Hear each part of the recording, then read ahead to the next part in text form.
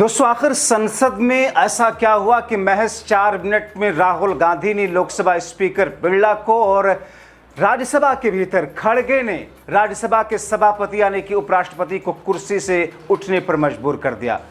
आखिर सरकार इस तौर पर क्यों बौखला गई कि इस बात का आश्वासन देने के बावजूद कि छात्रों के ऊपर कार्रवाई नहीं होगी, मगर छात्रों पर AK-47 सरकार चलवा रही है। आखिर राहुल गांधी ने संसद के भीतर मोदी और शाह के सामने ऐसी क्या स्थिति उत्पन्न कर दी कि सरकार घुटनों पर आ गई। वो सरकार जो धर्मेंद्र प्रधान को पगड़ी बांध रही थी इस्तीफा देने के बाद, मानो कि उनको नोबेल पुरस्कार दिया जा रहा हो, अचानक सब कुछ धुआं धुआं हो गया। स्वागत है आप सभी का, आप देख रहे हैं द राजनीति का विशेष सेगमेंट खबर और विश्लेषण। मैं हूं जबार खान। दोस्तों, क्या वाकई ये सरकार निकम्मी, नाकारा, इनसेंसिटिव और वाकई 2 गुजराती बेच रहे हैं और 2 गुजराती खरीद रहे हैं, जो विपक्ष की ये सारे सेंटेंस है वही वाकई सत्य है? क्योंकि दोस्तों, जिस अंदाज में छात्रों ने अपने अधिकार की मांग को लेकर के और देश के भविष्य को सुरक्षित रखने को लेकर के मोदी और शाह के इस पूरे सिस्टम को चुनौती दी और धर्मेंद्र प्रधान को इस्तीफे के लिए मजबूर किया और सरकार को झुकाया कि छात्रों पर कोई कार्रवाई नहीं होगी, मगर उन छात्रों पर, निर्दोष निहत्थे छात्रों पर AK-47 से हमला। दोस्तों, आपको बताऊंगा कि क्या हुआ और इस पर सुप्रीम कोर्ट ने क्या कुछ कहा है, मगर उससे पहले संसद के भीतर कैसे चंद मिनट में ही राहुल गांधी और उनकी टीम ने सरकार, सत्ता पक्ष, यहां तक कि उसी सरकार के स्पीकर और उसी सरकार के उपराष्ट्रपति को, मैं देश का उपराष्ट्रपति नहीं कहूंगा, है वो मानते हैं देश का राष्ट्रपति, मगर ये सरकार के पिट्ठू वाले राज्यसभा के सभापति हैं, सरकार के पिट्ठू वाले स्पीकर हैं, कैसे उनको दौड़ा लिया है। दोस्तों, दिल्ली के जंतर मंतर से संसद तक 20 जुलाई को निकाले गए छात्र मार्च के दौरान पुलिस की बर्बरता पर और फिर बिहार में, बंगाल में जिस तरीके से छात्रों के साथ में जो बर्बरता हुई, उस पर राहुल गांधी ने कहा दिल्ली में छात्रों पर पैलेट गन चलाई गई, बिहार में AK-47, उत्तर प्रदेश हो चाहे पश्चिम बंगाल हो, बिहार हो, हर जगह एक ही पैटर्न अपनाया जा रहा है। यह सरकारी नीयत से बेईमानी है और वास्तविक सुधार करना इसके वश की बात नहीं है। सरकार अपनी बातों से मुकरती है, छात्रों की आवाज दबाने के लिए हर संभव हथकंडा सिर्फ नहीं अपनाती, साजिश करती है। राहुल गांधी ने संसद में मोदी शाह को चेतावनी देते हुए कहा कि प्रधानमंत्री देश के छात्रों से माफी मांगे, छात्रों को प्रताड़ित करने और उनको कुचलने वाले अधिकारियों और जिम्मेदार लोगों पर सख्त कार्रवाई करें, न कि निर्दोष छात्रों पर। राहुल गांधी ने बिहार में विरोध प्रदर्शन कर रहे छात्रों पर हुई पुलिस कार्रवाई, यहां तक कि AK-47 चलाए जाने की खबरों पर मोदी शाह को खरी खरी सुनाते हुए चेतावनी दिया।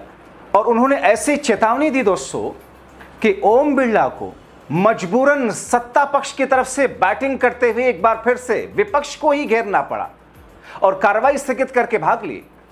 लेकिन राहुल गांधी ने क्या कहा? राहुल ने कहा प्रदर्शनकारी छात्रों पर AK-47 से गोलियां चलाए जाने की खबरें हैं, सैकड़ों छात्रों पर FIR दर्ज की गई, कईयों को गिरफ्तार किया गया।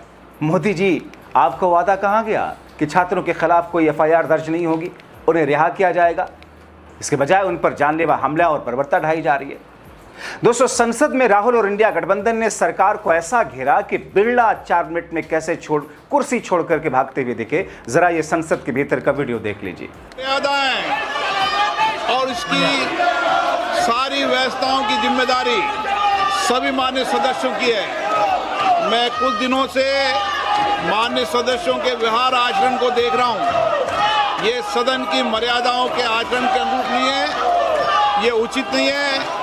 मैं फिर आपसे आग्रह कर रहा हूं, ऐसे मान्य सदस्यों के खिलाफ मुझे कार्रवाई करनी पड़ेगी जो सदन की मर्यादाओं, परंपराओं को समाप्त करने का प्रयास कर रहे हैं।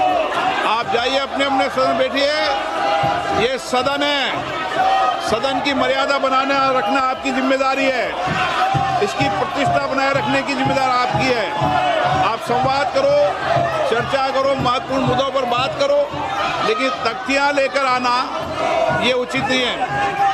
आप प्रश्नकाल में गतिरोध पैदा करना चाहते हैं, आपके प्रश्न हैं, महिला सांसद के प्रश्न हैं। सदन की कार्रवाई आज 12 बजे तक के लिए स्थगित की जाती है। दोस्तों, दरअसल हंगामा संसद से लेकर के सड़क तक यूं ही नहीं है। सारी स्थितियों को आप बीते 35-40 दिनों से देख और समझ रहे हैं। जब से प्रदर्शन शुरू हुए हैं, मगर उससे पहले की स्थितियां जो लगातार बैठ करके सत्ता की मलाई चाटने वाले लोग और धर्मेंद्र प्रधान जैसे नाकारा देश के शिक्षा मंत्रियों जैसे मंत्री जिन्होंने बाकायदा एक नेक्सस चलवाया, विपक्ष यही आरोप लगा रहा कि ये लीक नहीं हुआ, ये पेपर लीक कराने के लिए बाकायदा एक नेक्सस चलाया गया और उसमें अरबों रुपयों का पूरा मार्केट सजाया गया और उन अरबों रुपयों से सरकार दरअसल विधायकों सांसदों को खरीदती है, उसमें भी उस पैसों का इस्तेमाल किया जा रहा है।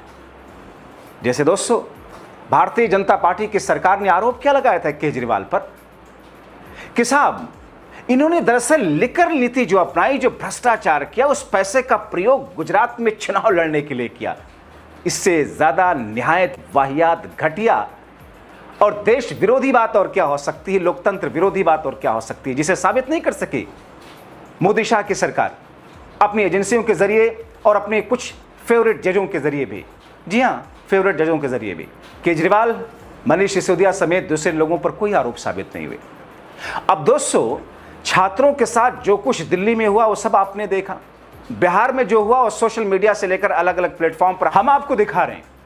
मगर इन तमाम स्थितियों और परिस्थितियों में क्या बिहार की सम्राट सरकार वाकई उसी सम्राट के साथ जो की तरह जो 5वीं पता नहीं पास है, 6ठी पास है, 7वीं पास है कि नहीं है? प्रशांत किशोर के सारे आरोप आप जानते हैं। जिस सम्राट चौधरी को शाह ने, जो खुद एक वक्त में तड़ीपार थे, जिनके ऊपर खुद एक वक्त में गुजरात में क्या कुछ केस चले थे, गुजरात घुसने के लिए उन पर बैन कर दिया था, वैसे ही एक शख्स पर जिसके ऊपर 7-7 हत्याओं का आरोप है, सम्राट चौधरी, प्रशांत चौधरी ने जो तथ्य, प्रशांत किशोर ने जो तथ्य दिए तो जानते हैं। उस सम्राट चौधरी ने पुलिस से किस अंदाज में AK-47 चलाने का निर्देश दिया, या फिर उनकी सहमति मौन तरीके से रही, या फिर ये खबरें फर्जी हैं? क्या है ये पूरा का पूरा मामला? अगर सोशल मीडिया पर फोटोज आ रहे हैं, अगर पुलिसकर्मी दिख रहा है कि 47 ताने हुए और सामने छात्रों पर किस तौर पर बर्बरता की जा रही है, उस स्थिति को लेकर के दोस्तों अब सरकार तो घिरी है, केंद्र की सरकार नहीं, राज्य की सरकारें घिरी हैं। अब वो सम्राट चौधरी जो खुद को उत्तर प्रदेश के मुख्यमंत्री के तौर पर या उससे कंपटीशन में आगे निकलने की कोशिश कर रहे थे बर्बरता पर, जी हां, आपसी सौहार्द को तोड़ने पर, जी हां, उस सम्राट चौधरी की पुलिस ने AK-47 चलाया छात्रों पर। सरकार किस गुमान में है, सरकार किस घमंड में है? छात्र आंदोलन से ही 1975 का मूवमेंट शुरू हुआ था दोस्तों, और उसी गुजरात से शुरू हुआ था जहां के गुजरात के दोनों भाई हैं। उसी गुजरात से छात्रों ने, क्या था मामला? हॉस्टल में, मेस में बढ़ी हुई फीस थी, खाने की फीस थी, शिक्षा की फीस थी, और वो देखते देखते मूवमेंट इतना बड़ा हो गया था कि आयरन लेडी कहे जाने वाली इंदिरा गांधी की सरकार, यहां तक कि उनको भी अदालत से उनकी सांसदी पर क्वेश्चन मार्क नहीं लगाया, उनकी सांसदी तक खारिज कर दी गई थी, एक तरीके से जेल तक जाना पड़ा था उनको। अब अगर बिहार में छात्र अपने हक को लेकर, अपने राइट को लेकर प्रदर्शन कर रहे हैं तो पुलिस उनको इस तौर पर दबाएगी।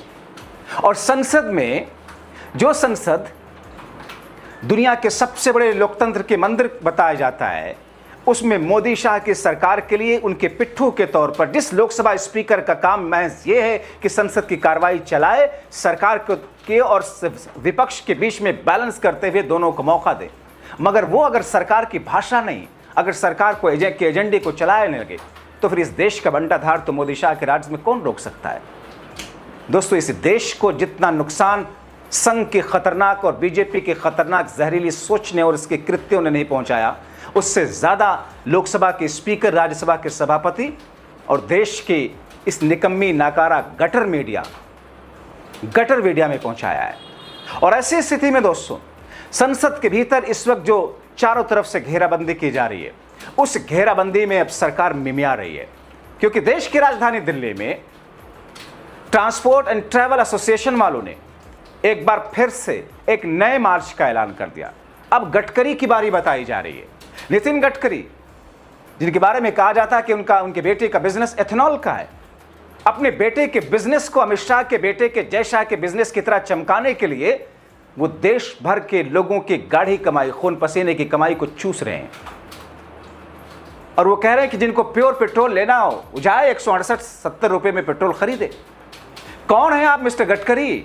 आपने तो अपनी बड़ी अच्छी छवि बनाई थी कि सरकार में अगर कोई मंत्रालय काम करता तो मेरा, मगर पर्दे के पीछे आपने क्या कुछ गुल खिलाए।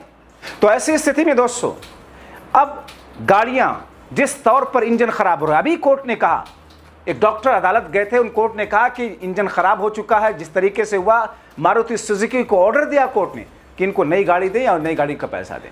अब ट्रांसपोर्ट एसोसिएशन वाले 4 अगस्त को दिल्ली के संसद मार्च की तरफ घेराव करेंगे। इन तमाम स्थितियों और परिस्थितियों में दोस्तों देश तो जाग चुका है। इन जहरीली संघी भाजपाई सोच को इस देश ने नकार दिया है पूरे, वैसे नकारा तो शुरू से ही है। 65% देश की जनता इन सड़े गले संघियों भाजपाइयों के विरुद्ध अपनी राय रखती है। जरूरी है आप जागरूक रहे, वरना ऐसे गुजराती भैये 12 वर्षों से जो लूट रहे हैं आगे क्या कुछ करेंगे, आपकी नस्लें माफ नहीं करेंगे।